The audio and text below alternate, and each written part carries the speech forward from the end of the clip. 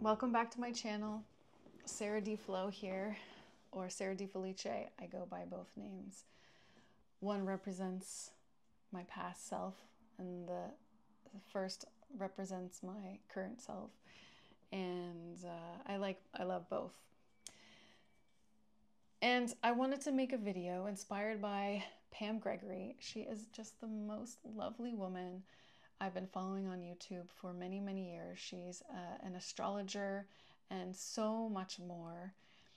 And I watched this conversation she had with one of the women she interviews, and her interviews are great. I love them all. I watch all of them. And they were talking about self-care, astrology, among some other things.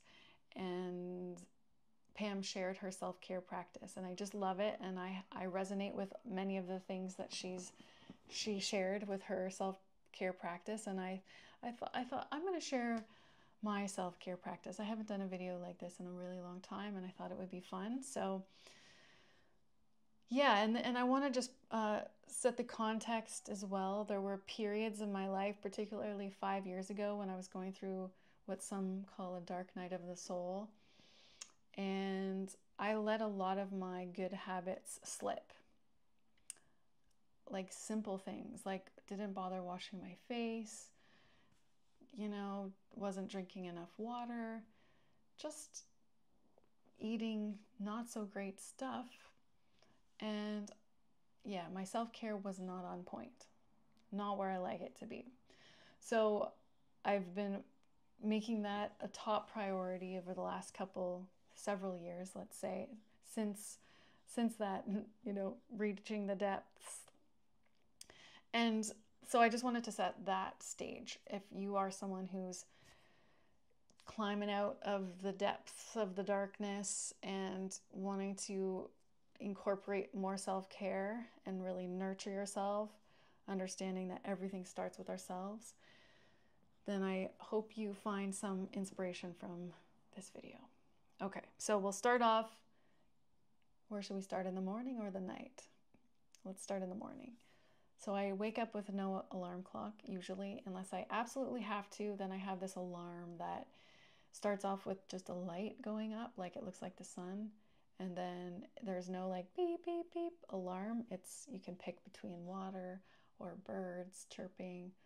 And that's how I wake up if I need to use an alarm. But mostly I wake up when the sun rises, and I really love going to see the sunrise if that feels like it's flowing in my morning.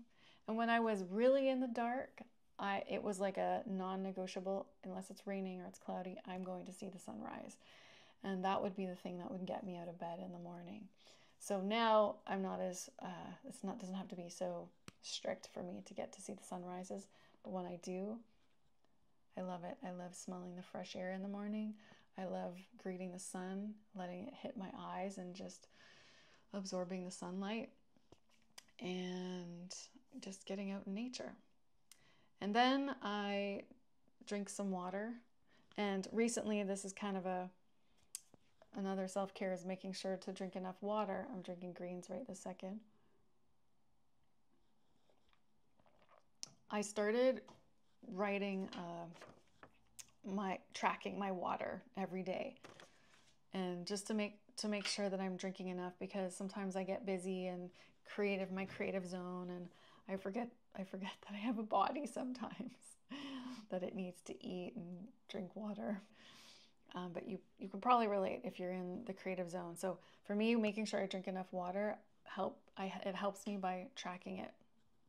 And so then I drink water, because I find getting at least a couple glasses in me before I do anything is a good thing.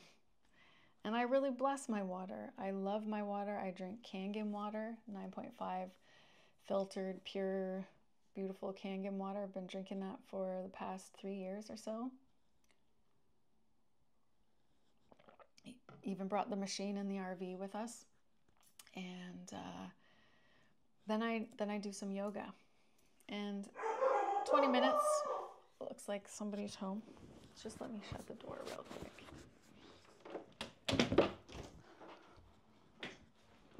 So we can keep chatting. Yeah, so then I do yoga. It's about 20-minute practice, a little bit longer, a little bit shorter, depending on what I got going on for the day. And my chai, I make my chai while I'm doing yoga. I let it brew for a good 20 minutes. I like my chai strong.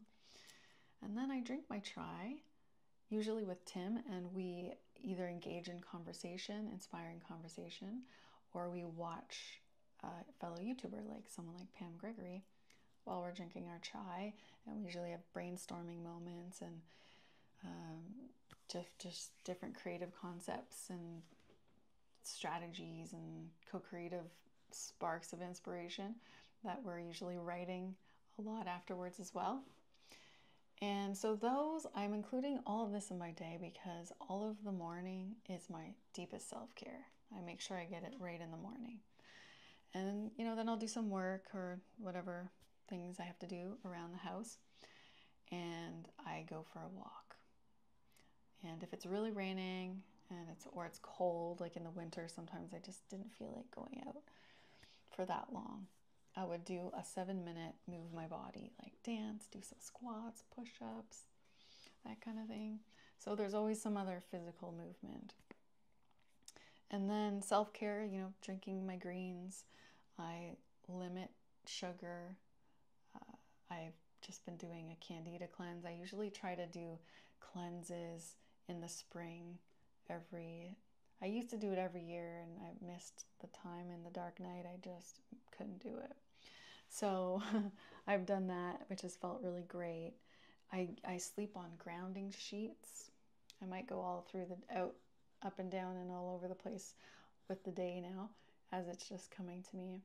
But yeah, I just recently got grounding sheets. And if you don't know what those are, you can just Google them. But basically, you're grounded while you're sleeping. You're connected to the earth. And that has been such a game changer. I always slept pretty well, but it just feels so much deeper. The sleep is deep. I could probably go on and on. I have a lot of self-care practices, but that seems like the meat of it. And then in the psychological realm, so those were all physical.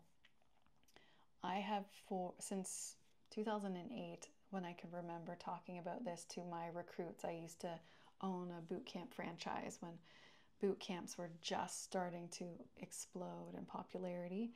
And I always used to tell my girls it was women only. I can't remember my recruits. We called them recruits. Because they would all come up and talk to me after class or before class and have really great chats. And almost all of them would suffer with this negative self-talk. And I use that as a mirror for myself to just witness where in myself I could be more loving, how I talk to myself. And so I always encouraged my recruits to treat themselves as if how they'd treat their best friend, and just really watch how we talk to ourselves, because that really matters. Just to keep this somewhat short, I'm going to end there, and maybe I'll do a second one because I can think of some more that are coming to me right now. And I'd love to hear from you. What are your favorite self-care practices? Are you on your self-care game? Is it on point? How would you score it on a scale of 1 to 10, with 10 being like you're just flying, feeling vital, you're self-caring, you're all fulled up, and 1 being I totally can't even wash my face, just fell off the wagon. And I've been there. So self-care, put yourself first, self-love, nurture yourself, drink your water. It's simple things. Hug a tree,